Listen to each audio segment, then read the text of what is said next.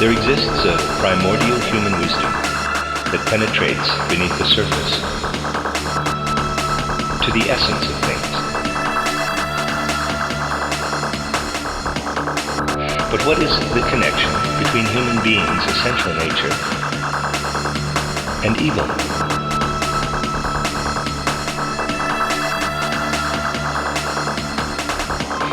To deny its existence as such is to close the door to any comprehension of evil. We must look at how human beings evolved in the past and will evolve in the future. Inner meditative work enables the soul to become free of the senses. The whole of humanity will reach this stage, but only after long periods of time.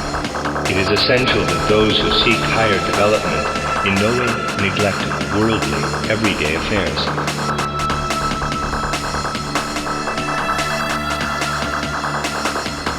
The task of the human soul is to spiritualize sense experiences and take them up to higher levels. Whenever beings reach a higher stage of evolution, they become the leaders and guides of the beings belonging to the forms of existence they have themselves passed through. When a person has become spiritualized and no longer needs a physical body, he will attain spiritual leadership and work on a new planet from outside. The astral body will need long ages to become as perfect and as wise as the physical body, though it will do so in the course of evolution. The physical body has gone through a corresponding development. It has evolved from unwisdom and error to wisdom.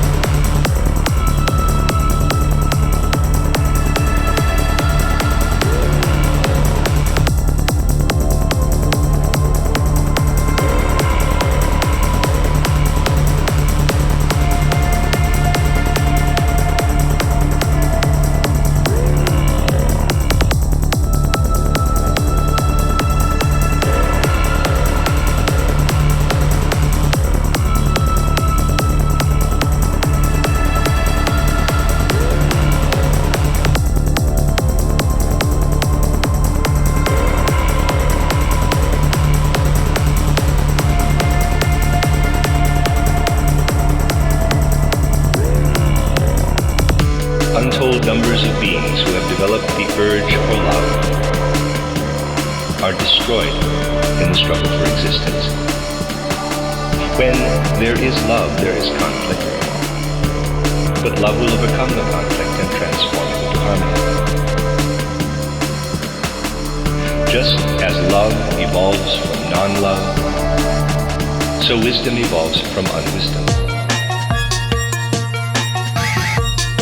If there were no plants, the air would soon be polluted. Plants give off life-giving oxygen inhaled by human beings and animals, who in turn exhale carbonic acid that would destroy the air were it not inhaled by the plants.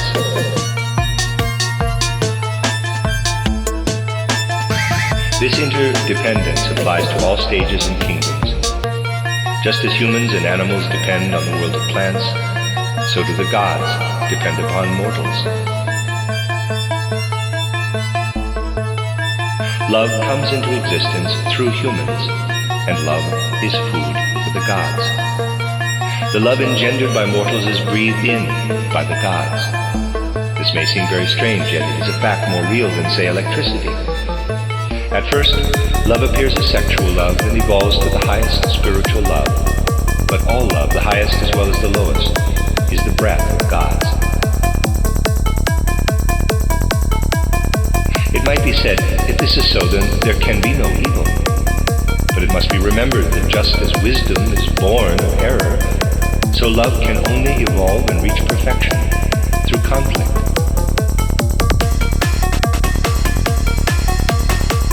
But without evil, we would have no feeling of self, no free choice of the good, no freedom. When the force of self-love is developed and widened to become love of all, evil will be overcome. Evil and freedom stem from the same original source.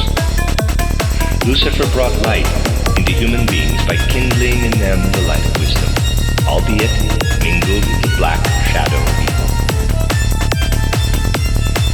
The wisdom Lucifer brings is shrunken and blemished, but it penetrates into mortals. He brings external science that serves egoism. That is why selflessness in regard to knowledge is demanded of the esoteric student. What was good on the old planet is no longer so when transferred to ours. The absolute good on one planet brings part of itself as evil to a new planet.